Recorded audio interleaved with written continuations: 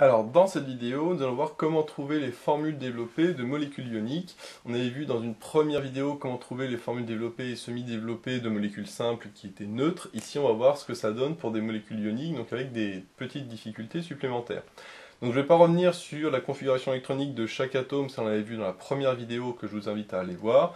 Donc là, je vais directement passer aux molécules en question.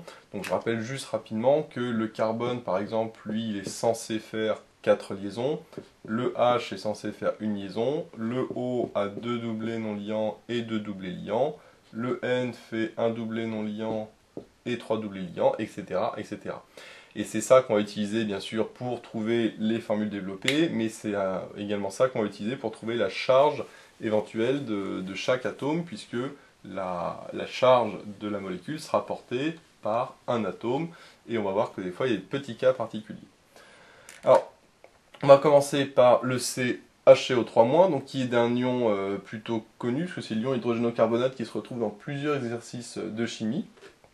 Donc ici, généralement, on n'a pas besoin de la formule semi-développée pour résoudre, bien sûr, les exercices où il y a des équations chimiques, mais c'est juste pour voir un petit peu comment on se débrouille avec cette molécule. Donc, comme le H, on le fait toujours à la fin, comme je l'avais dit dans la précédente vidéo, on va commencer par le C qui fait 4 liaisons, ainsi que les O. Alors là, le plus simple, c'est de mettre les 3 O comme ça. Et après, on peut se dire, je vais faire aussi pareil pour les O. Normalement, ils sont censés faire ça, c'est-à-dire 2 doublés non liants, 2 doublés liants. Et enfin, je complète avec les H, et là, on voit qu'il n'y a qu'un seul H. Ah, donc ça va être compliqué, puisque moi, j'ai 1, 2, 3, 4 trous. Donc si j'ai 4 trous, il me faut 4 H. Là, ici, je ne les ai pas. Donc, forcément, il va falloir un petit peu changer le principe, et on peut imaginer, par exemple, qu'ici, déjà, plutôt de faire une liaison dans le vide, je vais faire une double liaison. Souvent, c'est ça, hein, quand on a trop de liaisons, enfin pas assez d'atomes pour combler les trous, on fait des doubles liaisons. C'est ce qu'on avait vu dans la vidéo précédente, quand on faisait des doubles liaisons, par exemple, pour les alcènes. Donc là, déjà, en faisant ça, une double liaison, ça me permet de avoir le C qui fait bien 4 liaisons, et le O qui fait bien 2 doublés liants et 2 doublés non liants. Du coup, qu'on écrit plutôt comme ça, hop, qu'on met en diagonale. Maintenant, j'ai toujours mon H que je peux compléter et mettre ici, par exemple, ou le mettre en bas, de toute façon, c'est la même chose, c'est symétrique. Et il me reste toujours un trou ici. Mais c'est logique, puisque, en fait, ce doublet, il va se mettre comme ça, sur le haut. Alors pourquoi? Parce qu'il ne faut pas oublier que moi j'ai une charge partielle qui est moins. Si j'ai une charge partielle qui est moins, ça veut dire que j'ai un électron supplémentaire. Donc en fait, normalement, ici le O a un électron, enfin a 6 électrons de valence autour de lui. Et donc on va rajouter un électron supplémentaire à cause du moins. Et donc ces deux électrons, plutôt que de faire un doublé liant, mais dans le vide, et bien, ils vont faire un doublé non liant. Donc ça va être comme ça. Par contre, en faisant ça, on voit que le O autour de lui, il a 1, 2, 3, 4, 5, 6, 7 électrons de valence, alors que normalement, il en a 6 avec sa configuration électronique, et donc lui va être chargé négativement. Donc voilà un petit peu comment on fait pour se débrouiller avec les charges quand on a des molécules ioniques. En fait, ce qui va se passer, c'est que quand c'est négatif, il y a un ou plusieurs atomes qui vont avoir des électrons de valence supplémentaires autour d'eux et qui donc vont devenir négatifs. S'ils ont un électron de valence de plus que la normale, ils vont devenir moins. S'ils ont deux électrons de valence de plus, ils vont devenir de moins, etc. etc. Bon, généralement c'est rare, hein, ils ont juste un électron de valence en moins et donc ils deviennent juste moins. Par contre, s'ils ont en plus, ils vont devenir négatifs. Par contre, s'il leur manque un électron de valence, à ce moment-là, ils vont devenir plus. Ça, c'est ce qu'on verra dans le cas avec le H3O+, par exemple. Donc on voit qu'il aussi bien penser à faire des doubles liaisons si jamais on est en manque d'atomes pour boucher les trous, entre guillemets. Ensuite, on a NH2-, donc qui est aussi un ion négatif. Donc là, il n'y a pas beaucoup d'atomes, donc on va commencer par le N qui est censé faire 3 liaisons et un doublé non liant. Et ensuite je complète avec les H, donc je mets un H ici et un H ici. Par contre on voit qu'il y a un trou, mais comme j'ai un moins, c'est le même principe que tout à l'heure. L'électron de valence qui est ici va se regrouper avec l'électron du moins, entre guillemets, et donc je vais avoir un doublet non liant qui va remplacer le doublet liant qu'aurait dû faire le N. Maintenant, de la même manière, le N, normalement, il a 5 électrons de valence autour de lui, sauf que là, il en a 1, 2, 3, 4, 5, 6. Donc il en a un de plus, donc comme il a un électron de plus, et ben, il devient moins. Donc voilà la formule de NH2-, comme on le voit, le principe est très simple, c'est le même raisonnement que précédemment. Dès qu'il y a un électron en plus que d'habitude, et ben, il a une charge moins. Ensuite, pour H3O+, donc là maintenant on va passer aux ions positifs. Pour H3O+, les H, comme on les fait à la fin, on va commencer par le O. Donc le O, il est censé faire ça, c'est-à-dire 2 doublés liants et 2 doublés non liants. Là, le souci, c'est que comme j'ai 3 H, et ben, je peux faire 1, 2, et le troisième, ben, je ne sais pas où le mettre, je ne peux pas le mettre avec un autre H, parce que le H ne fait qu'une seule liaison. Donc, ce qui va se passer, c'est que ce doublet non liant va se transformer en doublet liant, et comme ça, je vais pouvoir mettre mon H. Maintenant, si je regarde le nombre d'électrons qui se situe autour de O, normalement le O a 6 électrons de valence, sauf que là il en a 1, 2, 3, 4, 5. Donc là on en a 5 alors qu'il en a habituellement 6. Donc il lui manque un électron de valence, donc s'il lui manque une charge moins, et ben il va devenir plus. Voilà, tout simplement. C'est le raisonnement inverse de précédemment, hein. Là il a un électron de valence en moins, et donc il devient plus. Alors que quand avant il y avait un électron de valence en plus, et ben il devient moins. Alors l'histoire de inverser plus et moins, c'est du fait que ce qui manque, c'est à chaque fois un électron qui est négatif, et donc du coup quand on enlève du moins, ça devient plus, et quand on rajoute du moins, ça devient moins. Donc voilà un petit peu le principe des ions, enfin des molécules positives et négatives, bon, ce sont ou des ions. Maintenant pour O3, alors on va se dire, bah O3, c'est pas un ion, c'est pas une molécule ionique, parce que de toute façon, il n'y a pas de charge. Alors, on va voir qu'en fait, si, ça c'est un cas particulier, ce qu'on appelle la mésomérie. L'idée, c'est que j'ai mes 3 O, donc je peux commencer par le premier O et mettre mes deux électrons, les liaisons comme ça. Et ensuite, je rajoute les deux autres O, comme ça j'ai bien O3. Et du coup, ça me donne quelque chose comme ça. Là, le problème, c'est que j'ai rien pour relier à gauche et à droite. Donc, comme j'ai deux liaisons en trop, je me dis, bah tiens, je vais peut-être faire une liaison double ici. Comme ça, lui a bien ses deux doublés liants, deux doublés non liants. Celui-là a bien... Alors lui, on voit par contre, c'est pas bon, parce que maintenant, il fait 5 liaisons. Et lui, comme il est dans le vide, en fait, son doublet, il va revenir comme ça. Alors là, ici, il y a beaucoup de choses, puisque en faisant ça, lui respecte bien la règle avec deux doublés non liants, deux liants. Lui, par contre, on voit qu'il a deux doublés non liants, mais trois doublés liants. Et lui, il a par contre un seul doublet liant et trois doublés non liants. Maintenant, au niveau des charges, on va vérifier quand même que ça marche, puisque ce O, lui, il est négatif, c'est le même principe que tout à l'heure, parce qu'autour de lui, il y a 1, 2, 3, 4, 5, 6, 7 électrons de valence, donc habituellement il en a 6, donc là il est négatif.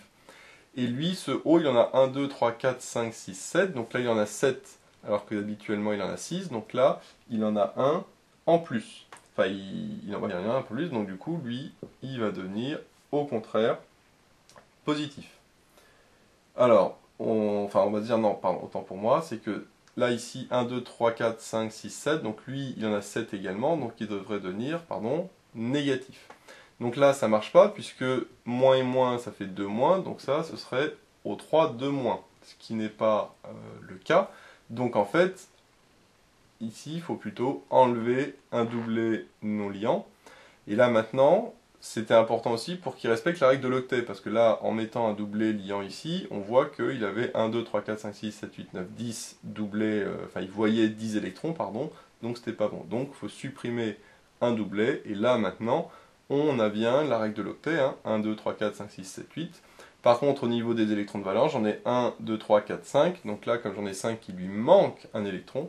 Et donc, il devient plus. Et là, maintenant, c'est bien équilibré, parce que moins et plus, ça va faire moins. Alors, c'est un peu bizarre, parce qu'on se dit, ben oui, mais là, la molécule est neutre, alors que j'ai des charges dedans.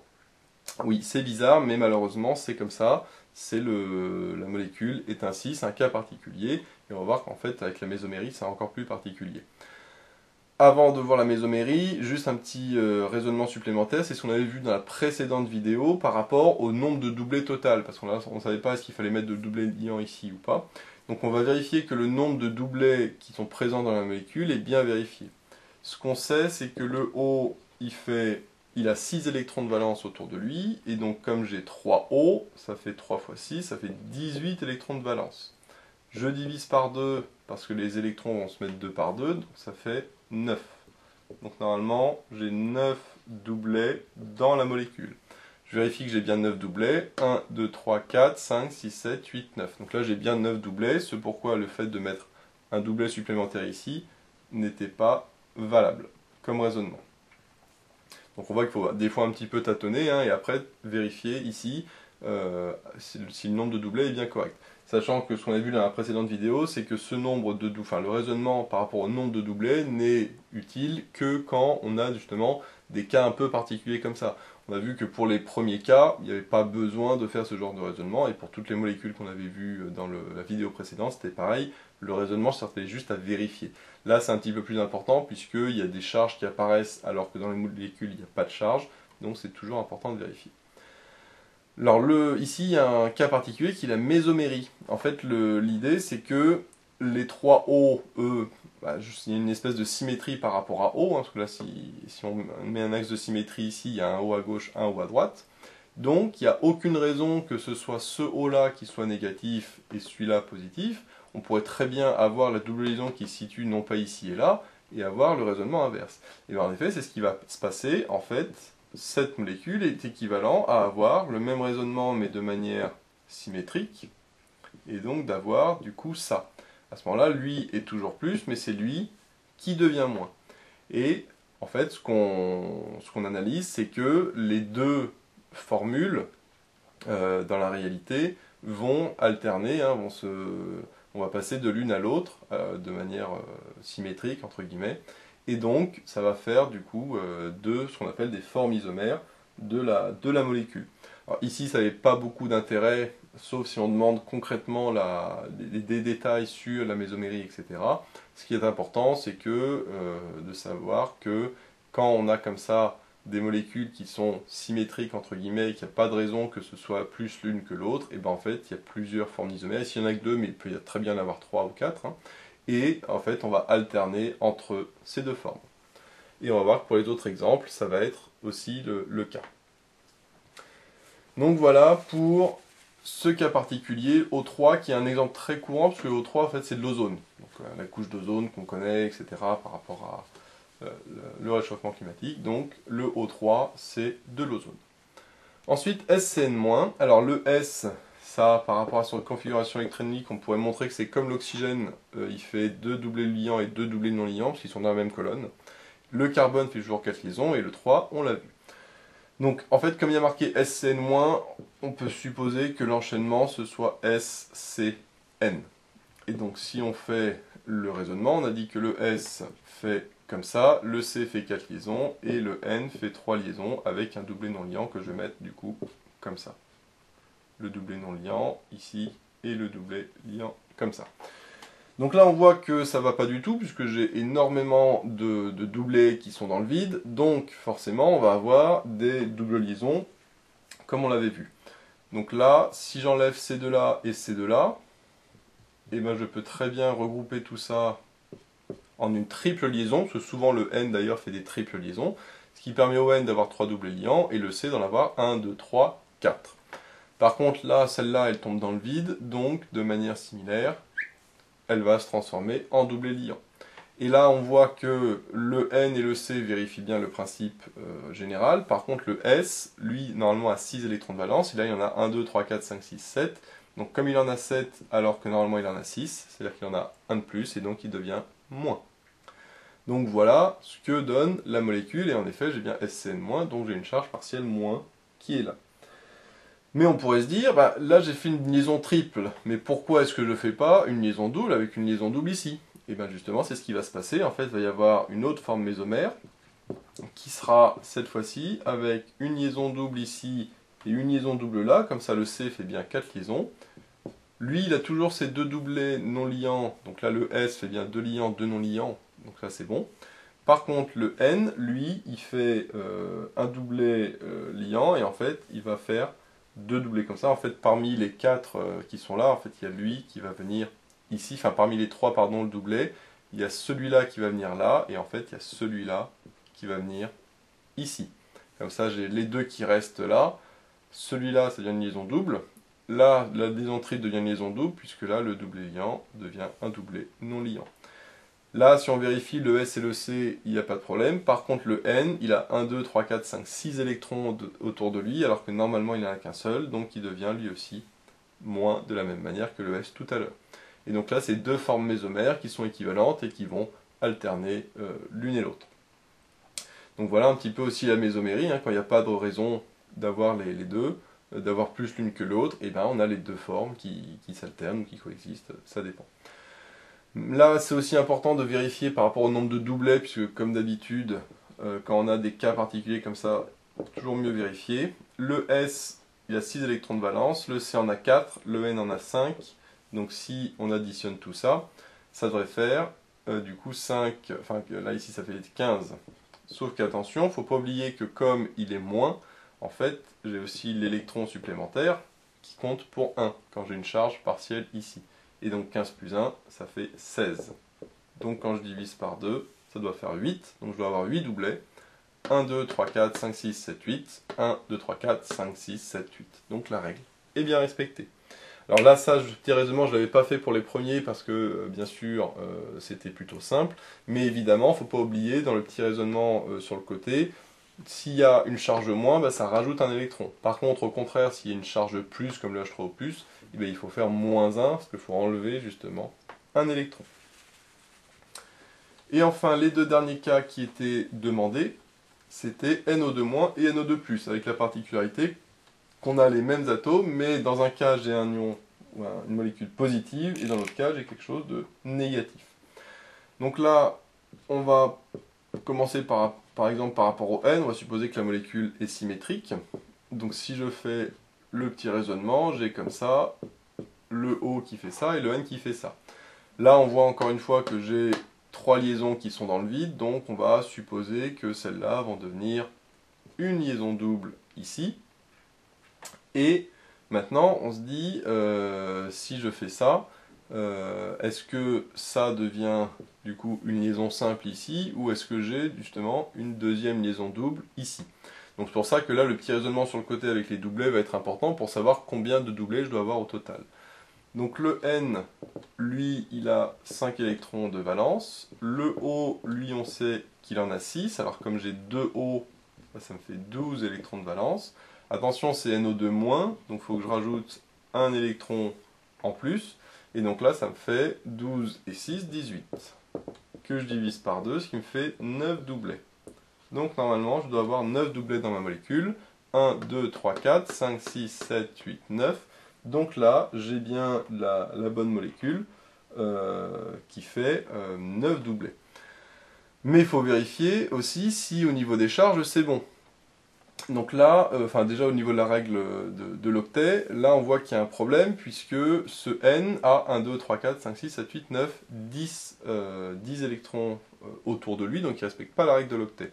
Ce qui fait que là, ici, il faut enlever une liaison et la mettre du coup ici. Là j'ai toujours 9 doublets, hein. 1, 2, 3, 4, 5, 6, 7, 8, 9, donc j'ai bien 9 doublets. Et là, la règle de l'octet est respectée pour chacun. Celui-là a 2 et 2, celui-là a 3 et 1, et celui-là a 3 et 1. Maintenant, on va vérifier si au niveau des charges partielles, c'est correct. Donc là, le O, eh ben, on voit qu'il a 1, 2, 3, 4, 5, 6, 7. Donc comme tout à l'heure, il a eu un électron en trop. Ce N fait 1, 2, 3, 4, 5. Donc il a bien ces électrons autour de lui. De toute façon, il fait 1 non liant et 3 liants. Le O fait 2 liants, 2 non liants. Donc voilà, le raisonnement est bon. Par contre, on voit qu'il n'y a aucune raison que le moins soit sur ce haut-là et pas sur ce haut-là, parce qu'il y a une symétrie, et donc en fait, il va y avoir encore une fois une forme mésomère avec le symétrique par rapport à tout à l'heure, enfin par rapport à ici, et donc avec cette molécule-là, donc c'est la même mais en symétrique, hein, donc j'ai juste à inverser les deux hauts, donc du coup la double liaison hein, qui va là. Donc ce qui va se passer, c'est que ce doublé liant va aller sur ce haut-là, et ce doublé non liant va aller ici. Donc comme ça, j'aurai une double liaison là et une simple liaison ici, mais avec 3 doublés non liés. Et donc j'ai les deux formes mésomères. Donc là, on voit que déjà, le petit raisonnement ici est important, contrairement à ce qu'on a vu dans la précédente vidéo pour des molécules, pour savoir justement le nombre de liaisons, et voir un petit peu dans quel cas on se situe. Alors, l'autre exemple c'est NO2+, donc là c'est, on va se dire la même chose, sauf qu'attention, c'est NO2+. Donc si je pars du même principe de base, je vais ici mettre non pas un électron, mais moins un électron entre guillemets, ce qui me fait moins 1. Donc au lieu d'avoir 18, pardon, j'aurai 16 électrons. 17 moins 1, ça fait 16. Et donc 16 divisé par 2, ça fait 8. Donc là, contrairement à tout à l'heure où j'avais 9 doublets, ici je dois avoir 8 doublets. Donc, on va, pour respecter la règle de l'octet, par exemple, faire des doubles liaisons ici, et en mettre 2 là et là. Et là, j'ai bien 1, 2, 3, 4, 5, 6, 7, 8 doublets. Le N respecte bien la règle de l'octet, 1, 2, 3, 4, 5, 6, 7, 8. Le O également, enfin chacun des deux O, donc on peut se dire, ça peut correspondre. Maintenant, il faut vérifier si la charge est bien plus. Enfin, qu'est-ce qui se passe au niveau des charges? Le O, j'ai bien 6 électrons de valence de part et d'autre, donc du coup, il n'y a pas de charge sur les O. Le N, lui, normalement, il a 5 électrons de valence. Là, il en a 1, 2, 3, 4. Donc là, il en a 4, alors que d'habitude, il en a 5. Donc il lui manque un électron. Donc s'il lui manque un électron, là, il devient plus. Donc on voit que c'est différent par rapport à tout à l'heure, puisque ici, j'ai deux doubles liaisons de part et d'autre. Et plutôt que d'avoir une charge moins sur un des deux O, bah, j'ai une charge plus sur l'atome N. Et là, par contre, j'ai pas de forme mésomère, puisque ici, la charge est sur le N et non pas sur le O. Donc du coup, j'ai une symétrie, cette fois-ci, qui est parfaite. Là, j'ai un vrai axe de symétrie. Et donc, j'ai pas besoin de faire, comme précédemment, des formes mésomères. De toute façon, ici, il n'y a pas de mésomérie. Donc on voit que le simple changement d'une charge change tout le raisonnement en fait, qu'on a fait précédemment. Et du coup, au niveau du petit raisonnement sur les doublets, ça se traduit de la manière suivante. Donc voilà comment faire le même principe que ce qu'on avait vu dans la première vidéo, mais cette fois-ci avec des molécules chargées ou des ions. Et donc là, le petit raisonnement qu'on avait vu ici est beaucoup plus important que dans la vidéo précédente où on pouvait très bien s'en passer. On peut s'en passer aussi sur des ions simples comme ici. Sur les 3 premiers, on avait vu qu'on n'avait pas besoin de ce petit raisonnement. Par contre, dès qu'on arrive dans des cas particuliers, des choses un peu plus compliquées, là, ici, c'est très important. Donc voilà, j'espère que cette vidéo vous sera utile. N'hésitez pas à vous abonner pour être au courant des nouvelles vidéos qui sortiront. J'ai mis le lien dans la description vers l'énoncé de l'exercice, ainsi que vers d'autres exercices sur les formules développées.